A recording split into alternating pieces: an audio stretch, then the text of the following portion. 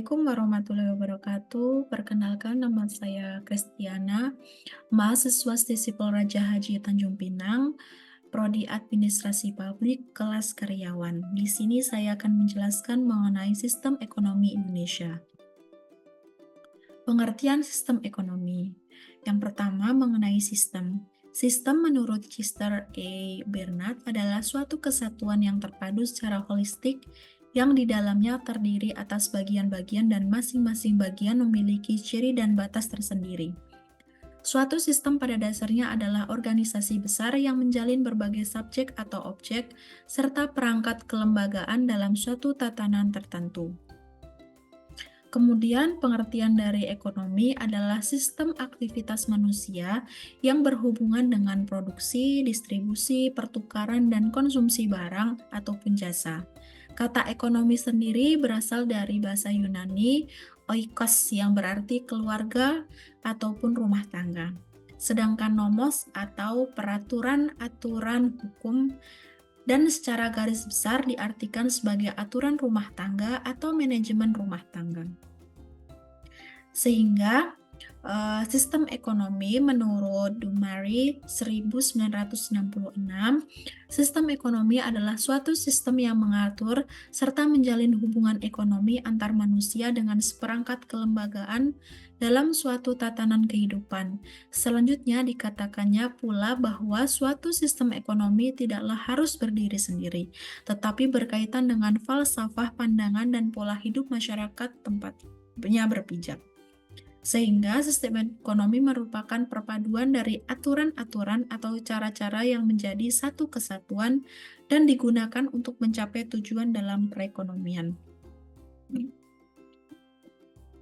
Pengertian sistem ekonomi ialah mencakup seluruh proses dan kegiatan masyarakat dalam usaha memenuhi kebutuhan hidup atau mencapai kemakmuran. Sistem ekonomi adalah suatu kumpulan dari aturan-aturan atau kebijakan-kebijakan yang saling berkaitan dalam upaya memenuhi kebutuhan untuk mencapai suatu kemakmuran. Sistem ekonomi yang dianut setiap bangsa bersifat khas. Untuk membedakannya bisa dilihat dari sudut pandang. Yang pertama, sistem pemilikan sumber daya atau faktor-faktor produksi.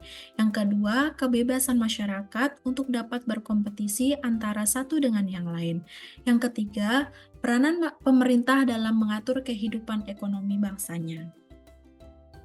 Nah, sekarang kita masuk di aspek sistem ekonomi Indonesia. Dalam halnya berkaitan dengan ketahanan perekonomian bangsa, maka dapat dijabarkan pengertian tentang aspek ekonomi sebagai berikut.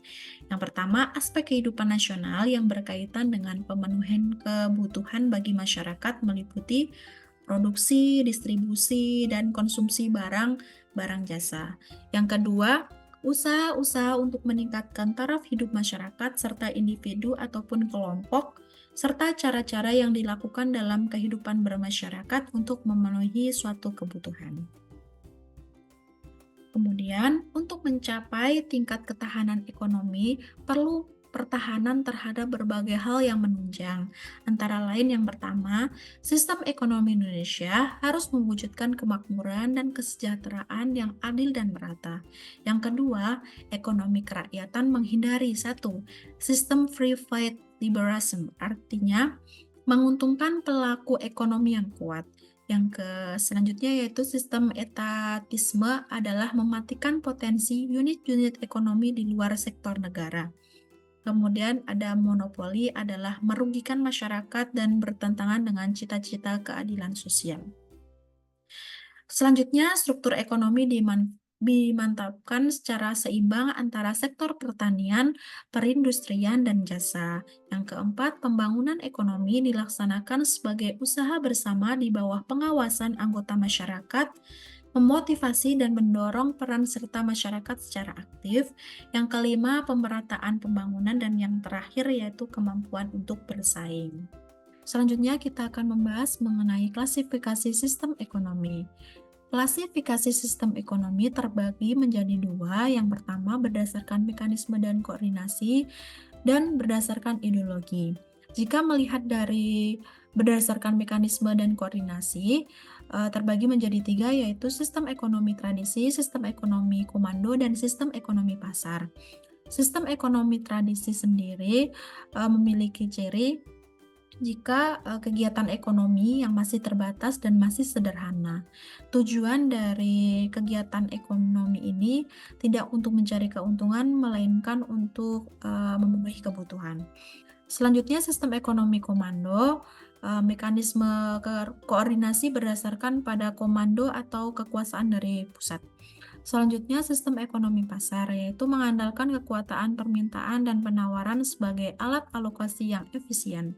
Selanjutnya, jika berdasarkan dari ideologi, yang pertama, sistem ekonomi kapitalis, yaitu sistem ekonomi yang aset produktif sebagian besar dimiliki oleh swasta.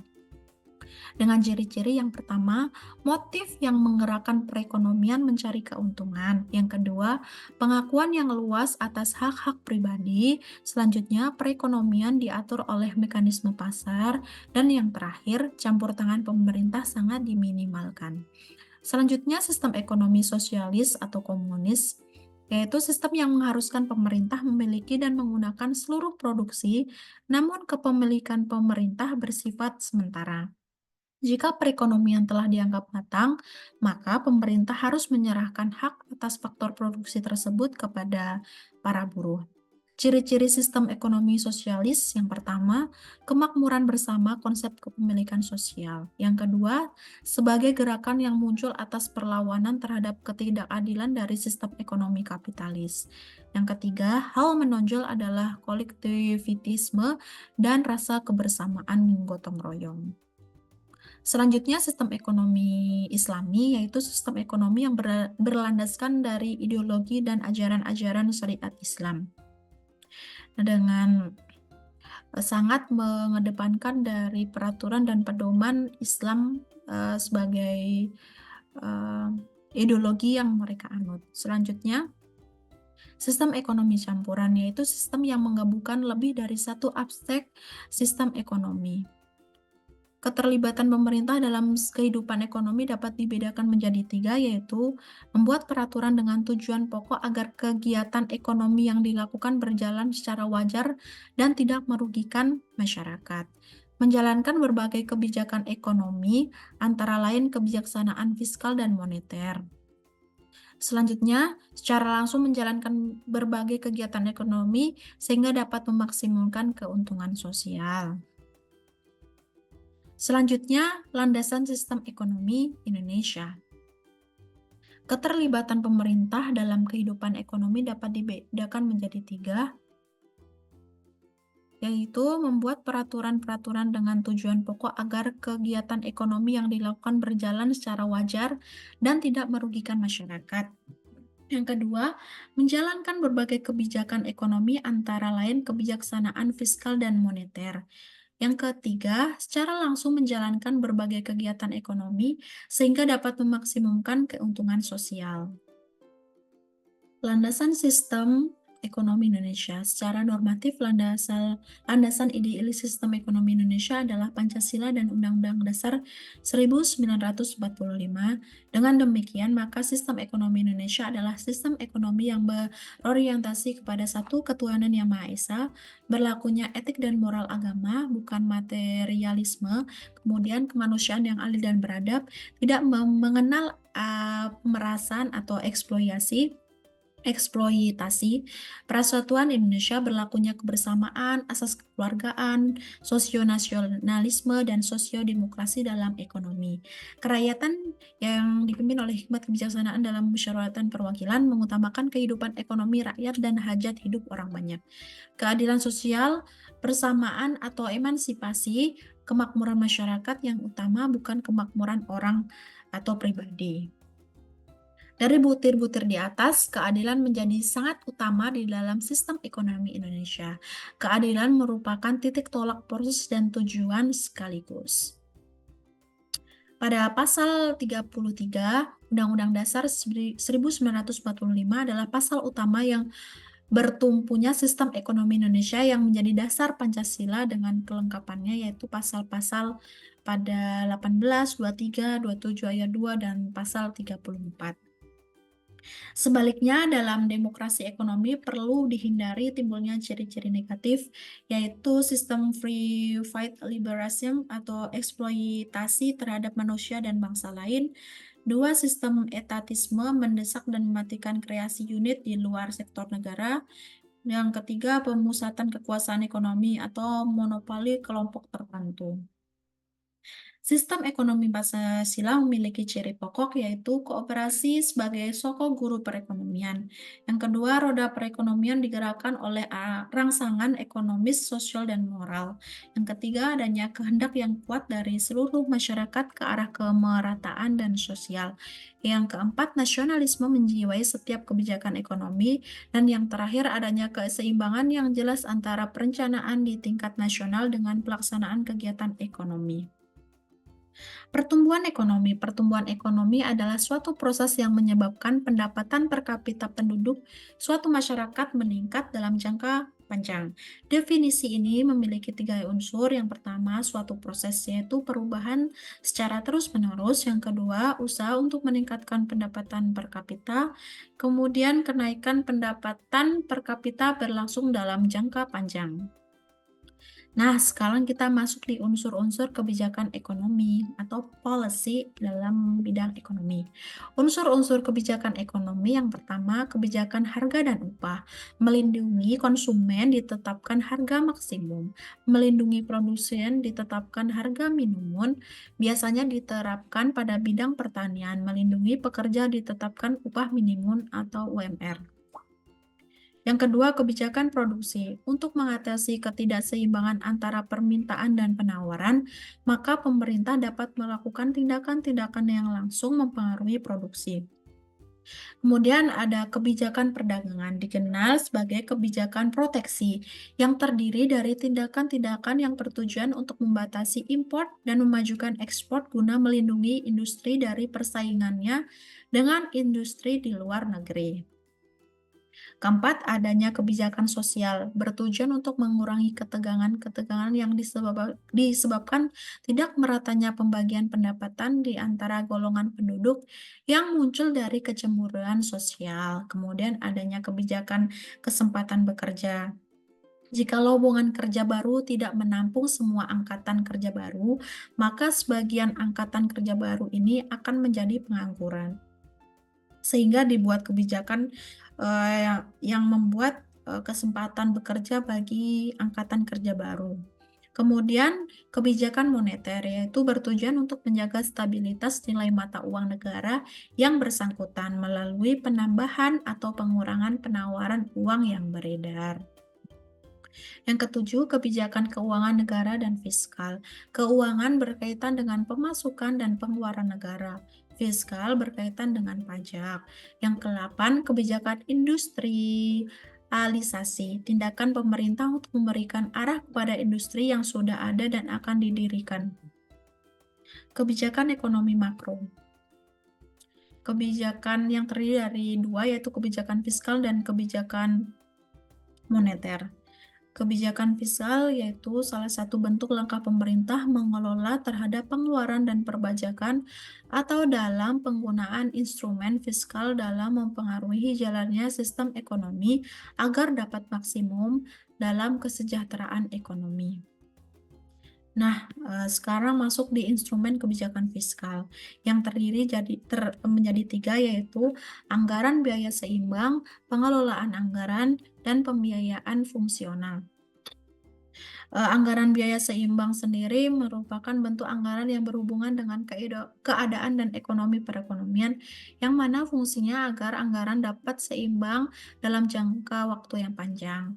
Eh, Terkait dengan pengelolaan anggaran, bentuk upaya dalam memperkecil ketidakstabilan ekonomi dengan menyesuaikan anggaran yang berkaitan dengan hubungan belanja pemerintah dengan penerimaan pajak. Pembiayaan fungsional yaitu pengeluaran pemerintah yang diatur untuk menghindari pengaruh langsung terhadap pendapatan nasional yang berfungsi untuk peningkatan kesempatan kerja. Kebijakan moneter, suatu pengendalian atau pengarahan kegiatan perekonomian dan makro ke kondisi atau situasi yang lebih baik dengan mengatur jumlah uang yang beredar. Jika kondisi perekonomian itu lebih baik, maka peningkatan output, keseimbangan, dan stabilitas harga bisa terkontrol dengan baik atau inflasi dapat terkontrol. Kemudian terdapat instrumen kebijakan moneter yaitu operasi pasar terbuka, fasilitas diskonto, dan rasio cadangan wajib. Sistem ekonomi Indonesia mencerminkan keragaman dan campuran dari berbagai pendekatan ekonomi. Dengan pemerintah memainkan peran penting dalam mengarahkan dan mengatur aktivitas ekonomi, sementara swasta juga memiliki kontribusi besar dalam menciptakan kemakmuran ekonomi. Selanjutnya kita akan bahas mengenai globalisasi ekonomi. Globalisasi perekonomian merupakan suatu proses kegiatan ekonomi dan perdagangan, di mana negara-negara di seluruh dunia menjadi satu kekuatan pasar yang semakin terintegrasi dengan tanpa rintangan batas teritorial negara. Globalisasi perekonomian mengharuskan penghapusan seluruh batasan dan hambatan terhadap arus modal barang dan jasa. Globalisasi ekonomi antara lain terjadi dalam bentuk-bentuk sebagai berikut, yaitu globalisasi produksi, globalisasi pembiayaan, globalisasi tenaga kerja, globalisasi jaringan informasi, dan globalisasi perdagangan. Dampak dari globalisasi ekonomi yang pertama, dampak positif dari aspek kreativitas dan daya saing dengan semakin terbukanya pasar untuk produk-produk ekspor, maka diharapkan tumbuhnya kreativitas dan peningkatan kualitas. Dari aspek permodalan, dari sisi ketersediaan dana, akan semakin mudah memperoleh investasi dari luar negeri. Investasi secara langsung seperti pembangunan pabrik akan turut membangun lowongan pekerjaan. Nah, dari sisi semakin memudahkan suatu negara untuk mengimpor suatu barang yang dibutuhkan masyarakat dan belum bisa diproduksi di Indonesia. Dari aspek peningkatan kegiatan pariwisata sehingga membuka lapangan kerja di bidang pariwisata sekaligus menjadi ajang promosi produk Indonesia. Dampak negatifnya yaitu kondisi di mana kapabilitas daya saing yang rendah dan ketidakmampuan Indonesia mengelola persaingan akan menimbulkan mimpi buruk bagi perekonomian di dalam negeri. Membanjirnya produk-produk negeri asing seperti produk Cina yang akhirnya mematikan produksi dalam negeri. Warga Indonesia hanya akan menjadi tenaga kasar bergaji murah, sedangkan pekerjaan-pekerjaan yang membutuhkan skill akan dikuasai oleh orang asing. Beberapa alternatif dalam mewujudkan kemandirian ekonomi Indonesia, yaitu perlunya pemerintah yang pro terhadap rakyat, pentingnya kebijakan protektif bagi industri dalam negeri, harus mengembangkan lokal ekonomi, perubahan alokasi anggaran ke sektor rakyat, pasar domestik dan fasilitas publik, perluasan pengembangan usaha bersama, membuat pasar kebutuhan dan permintaan nasional, penguasaan industri, pengelolaan barang mentah hasil sumber daya alam Indonesia. Selanjutnya mengenai Badan Usaha Milik Negara atau BUMN. Badan usaha milik negara, ciri-cirinya penguasaan badan usaha dimiliki oleh pemerintah, pengawasan dilakukan baik secara hierarki maupun secara fungsional dilakukan oleh pemerintah. Kekuasaan penuh dalam menjalankan kegiatan usaha berada di tangan pemerintah. Pemerintah berwenang menetapkan kebijakan yang berkaitan dengan kegiatan usaha. Semua risiko yang terjadi sepenuhnya merupakan tanggung jawab dari pemerintah untuk mengisi kas negara karena merupakan salah satu sumber penghasilan negara, agar pengusaha swasta tidak memonopoli usaha yang menguasai hajat hidup orang banyak, melayani kepentingan umum atau pelayanan kepada masyarakat, merupakan lembaga ekonomi yang tidak mempunyai tujuan utama mencari keuntungan, melainkan dibenarkan untuk memupuk keuntungan. Merupakan salah satu stabilisator perekonomian negara, dapat meningkatkan produktivitas, efektivitas, dan efisiensi, serta terjaminnya prinsip-prinsip ekonomi.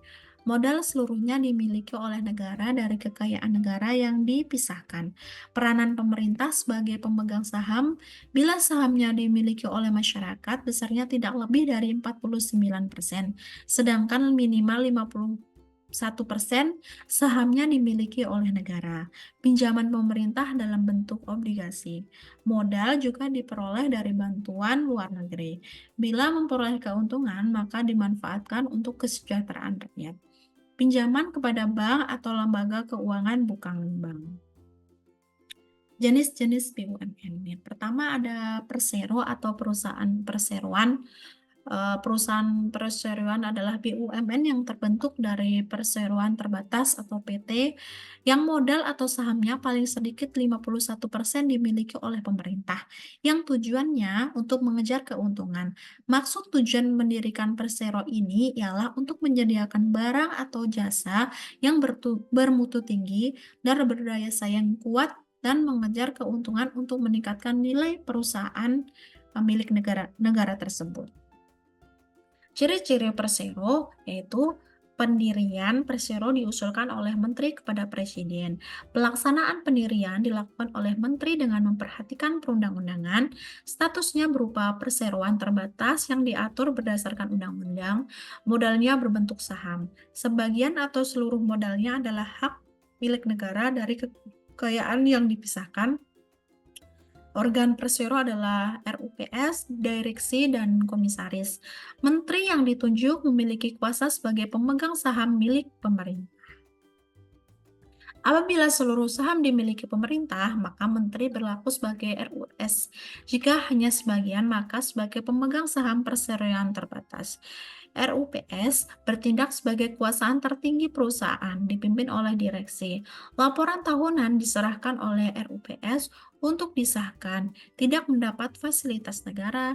Tujuan utama memperoleh keuntungan. Hubungan-hubungan usaha diatur dalam hukuman perdata, pegawainya berstatus pegawai swasta. Di Indonesia sendiri yang sudah menjadi persero atau PT, yaitu ada PT PP, yaitu Pembangunan Perumahan, PT Bank BNI, PT Kimia Farma, PT Indofarma, PT Tambang Timah, PT Indosat. Pada akhir tahun 2002, 41,94% saham persero ini telah dijual kepada swasta sehingga perusahaan ini bukan BUMN lagi, dan PT Telekomunikasi Indonesia, PT Garuda Indonesia Airways. Perusahaan jawatan atau perjan. Perusahaan jawatan perjan sebagai salah satu bentuk BUMN memiliki modal yang berasal dari negara. Berdasarkan modal, perusahaan jawatan ditetapkan melalui APBN. Ciri-cirinya yaitu memberikan pelayanan pada masyarakat. Yang kedua, merupakan bagian dari suatu departemen pemerintah. Dipimpin oleh seorang kepala yang bertanggung jawab langsung pada menteri atau dirjen departemen yang bersangkutan. Status karyawannya adalah pegawai negeri. Nah, contoh perusahaan jawatan seperti RS Jantung Harapan Kita, Perjan RS Cipto Mangkukusumo, Perjan Harapan Kita, Perjan Sanggah, Perjan Keryadi, Perjan RS Jamil, Perjan Fatmawati, Perjan Hasan Sadikin, Perjan Sarjito, Perjan RS Husin, Perjan RS Wahidin, Perjan RS Kanker Darmatis, Perjan Persahabatan. Perusahaan jawatan kereta api bernaung di bawah Departemen Perhubungan sejak tahun 1991. Perusahaan jawatan kereta api atau PJKA berubah menjadi Perusahaan Umum Kereta Api Perumka, berubah menjadi Perusahaan Negara Kereta Api PENKA, dan yang terakhir berubah menjadi PT Kereta Api Indonesia, PT KAI.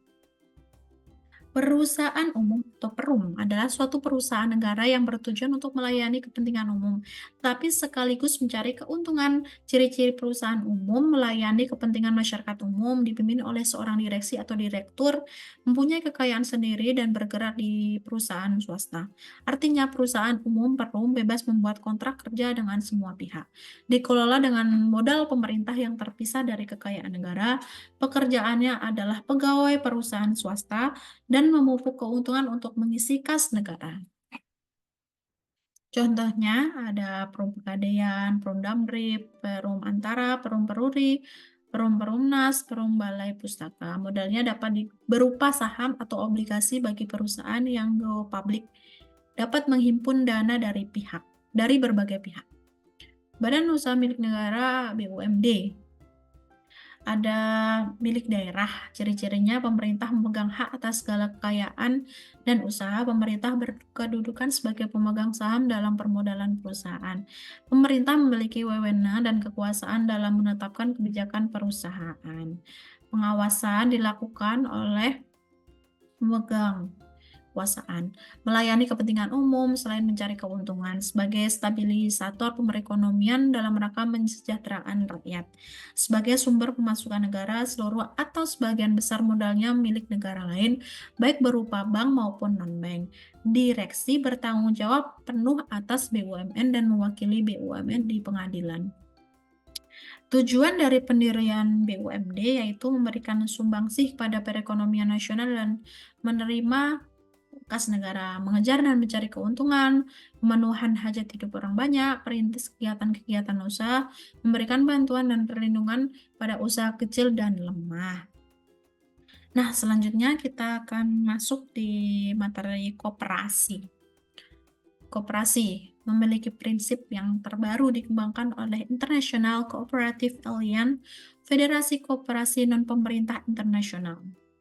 Anggotanya bersifat terbuka atau sukarela, pengelolaan yang demokratif, partisipasi anggota dalam ekonomi, kebebasan dalam otonomi, pengembangan pendidikan, pelatihan, dan informasi.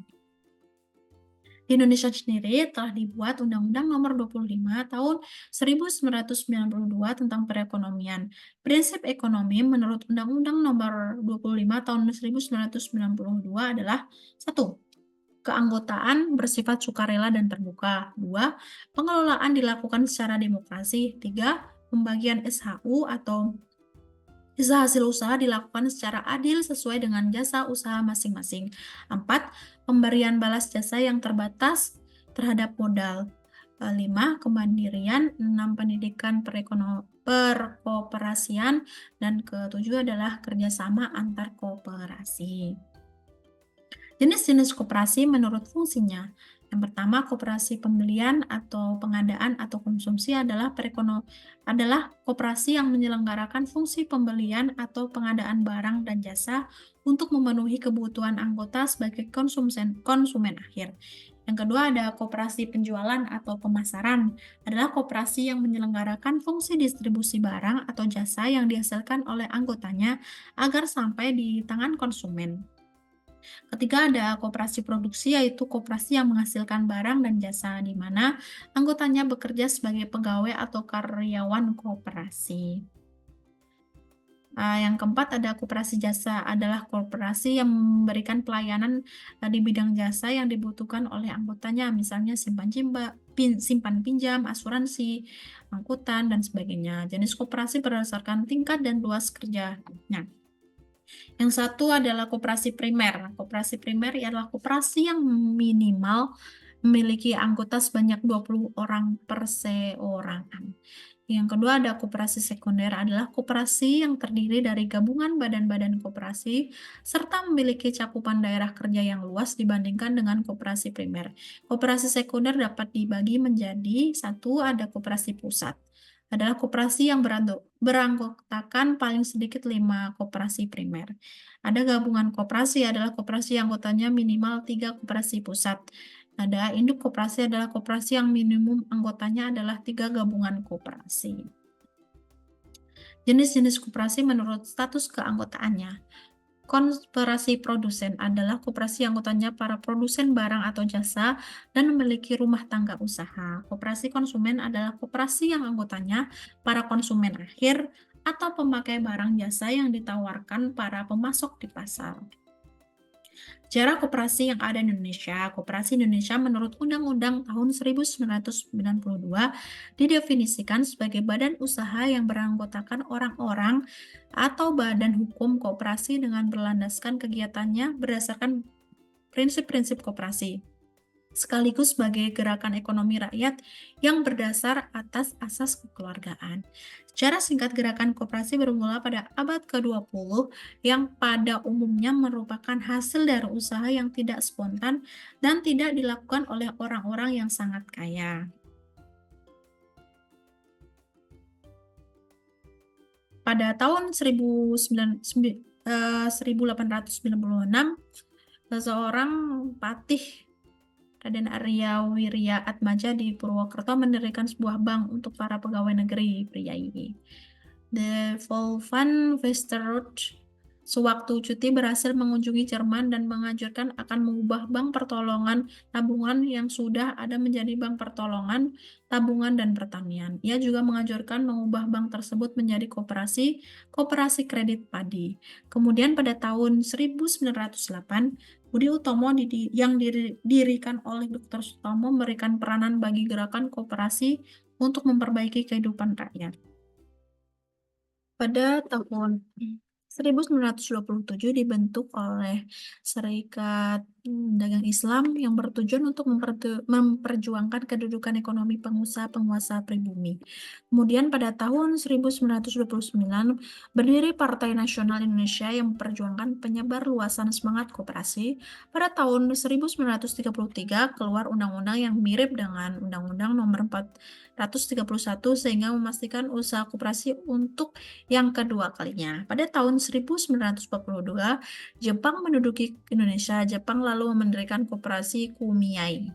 Setelah Indonesia merdeka pada tanggal 12 Juli 1947, Pergerakan Koperasi Indonesia mengadakan Kongres Koperasi yang pertama di Tasikmalaya.